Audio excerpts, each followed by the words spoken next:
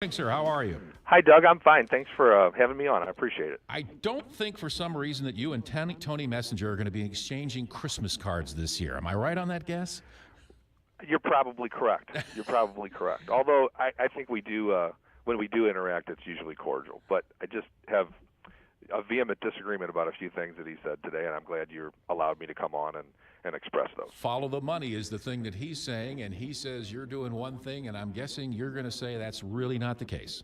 Yeah, well, the first thing I really want to clear the air on, and I want to set the record straight on, is he said that I did not complete a top-to-bottom county audit. And what we just sent over to Willie was our press release from back in January 31st, 2017 of this year, where we announced the completion of the second phase. It had two phases. We completed the first phase in 2015, and we completed the second phase in 2016. So the top-to-bottom audit was absolutely completed.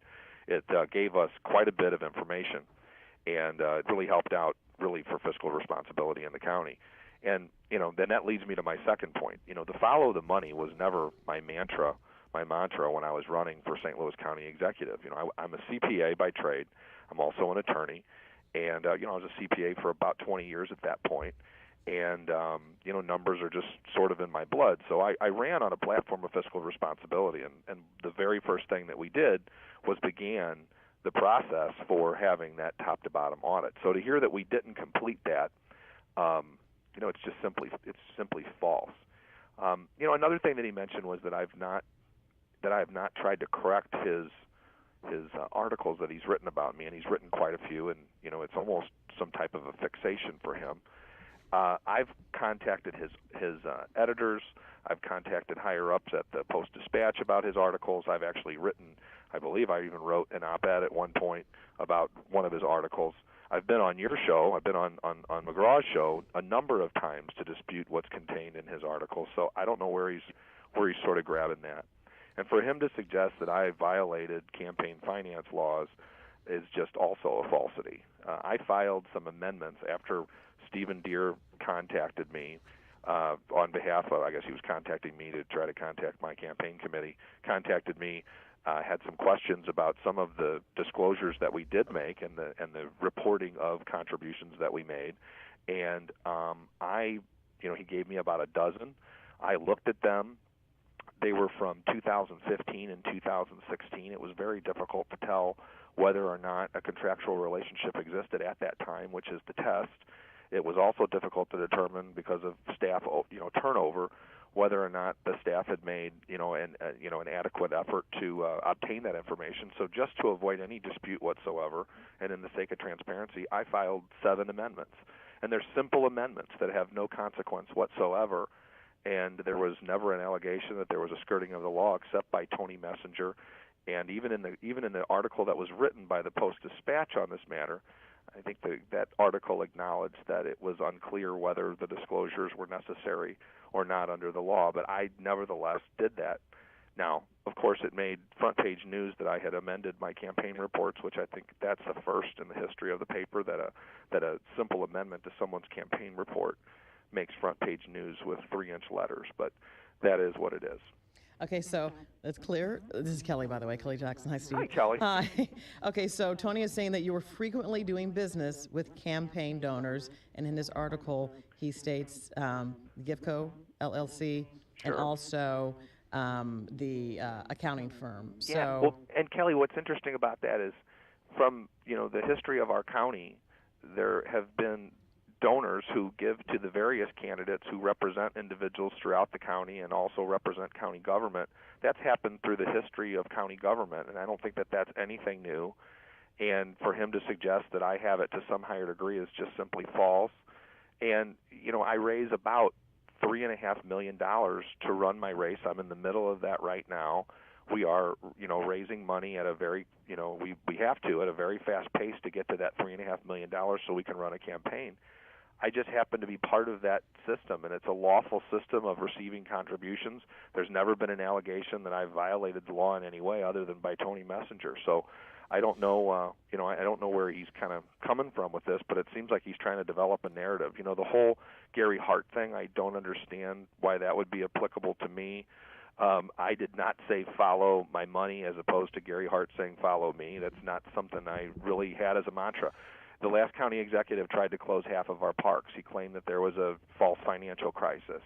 And I began a special committee that looked into that. We determined that that wasn't the case, and we were able to keep the parks open. That's basically the platform that I ran on. Let me shift gears here, St. Louis County Executive Steve Stenger, and go in a totally different direction here. And it has more to do with mergers.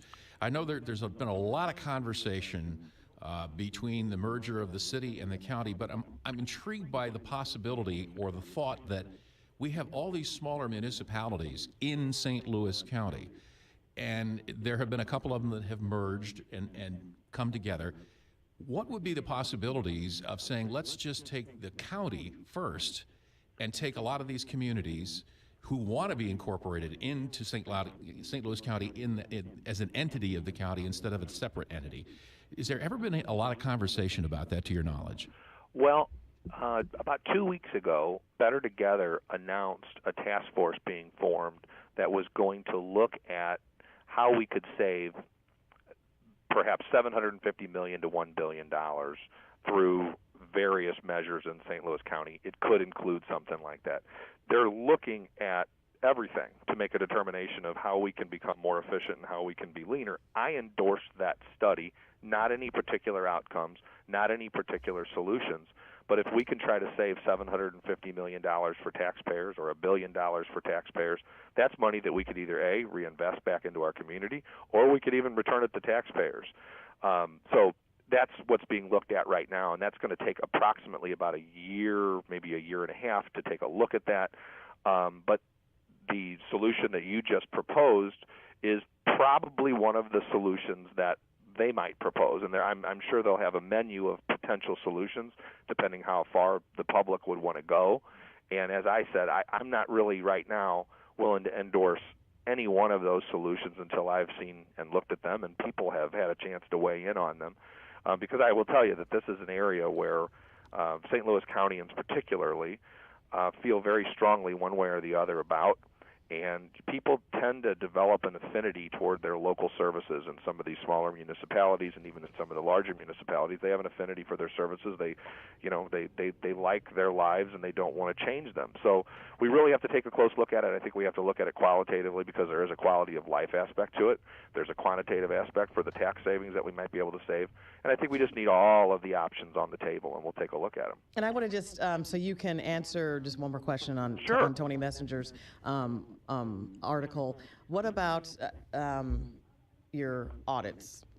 And as far as beefing up the staff? Now that's separate and apart from the top to bottom audit. We have a top to bottom audit. Right. What has happened is our St. Louis County Council Chairman, Sam Page, appointed his friend, who was a longtime lobbyist, to be the county auditor.